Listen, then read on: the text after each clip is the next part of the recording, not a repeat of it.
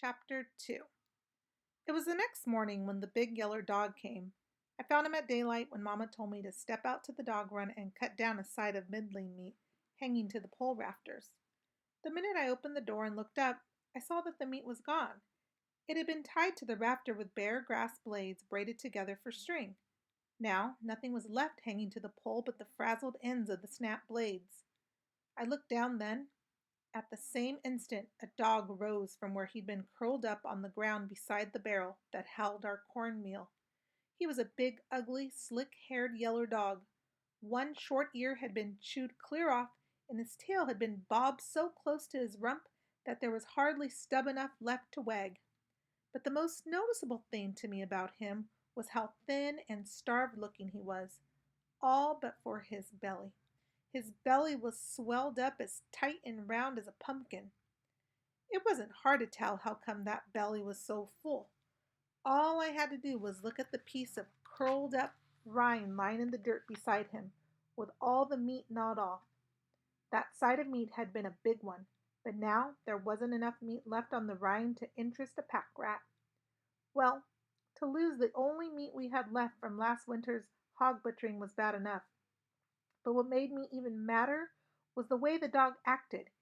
He didn't even have the manners to feel ashamed of what he'd done.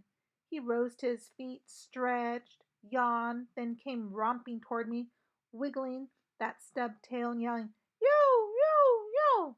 just like he belonged there and I was his best friend. "Why, you thieving rascal!" I shouted and kicked at him as hard as I could.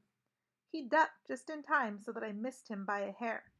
But nobody could have told I missed, after the way he fell over on the ground and lay there with his belly up and his 4 feet in the air, squalling and bellowing at the top of his voice. From the racket he made, you'd have thought I'd had a club and was breaking every bone in his body. Mamma came running to stick her head through the door and say, "What on earth, Travis?" "Why, this old stray dog has come and eaten our meddling meat clear up," I said. I aimed another kick at him. He was quick and rolled out of reach again, just in time, then fell back to the ground and lay there, yelling louder than ever.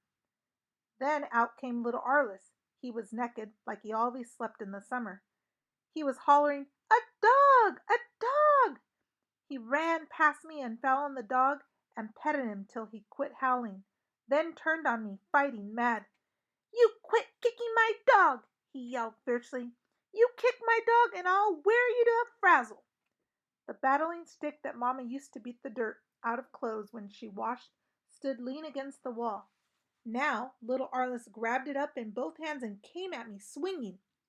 It was such a surprise move, little Arliss making fight at me that way, that I just stood there with my mouth open and let him clout me a good one before I thought to move. Then Mamma stepped in and took the stick away from him. Arliss turned on her, ready to fight with his bare fist. Then he decided against it and ran and put his arms around the big dog's neck. He began to yell, "He's my dog! You can't kick him! He's my dog!" The big dog was back up on his feet now, wagging his stub tail again and licking the tears off Arliss's face with his pink tongue. Mamma laughed. "Well, Travis," she said, "it looks like we got us a dog." "But, Mamma," I said, "you don't mean we'd keep an old, ugly dog like that, one that will come in and steal meat right out of the house?" "Well, maybe we can't keep him," Mamma said. "Maybe he belongs to somebody around here who will want him back." "He doesn't belong to anybody in the settlement," I said. "I know every dog at Salt Licks." "Well then," Mamma said, "if he's a stray, there's no reason why little Arliss can't claim him. And you'll have to admit he's a smart dog. Mighty few dogs have sense enough to figure out a way to reach a side of meat hanging that high.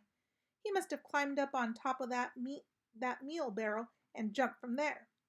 I went over and looked at the wooden lid on top of the meal barrel.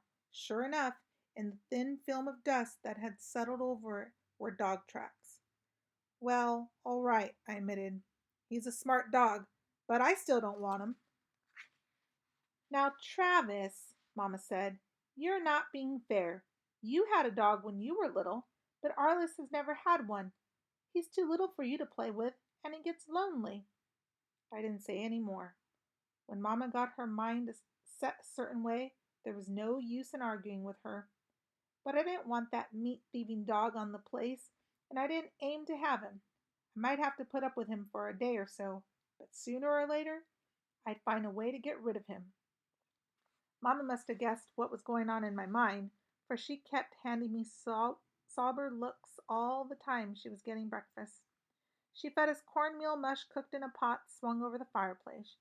She sweetened it with wild honey that Papa and I had cut out of a bee tree last fall, and added cream skimmed off last night's milk.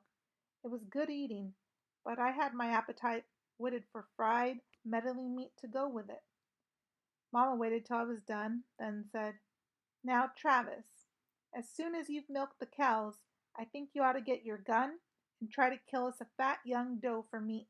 And while you're gone, I want you to do some thinking on what I said about little Arliss and this stray dog."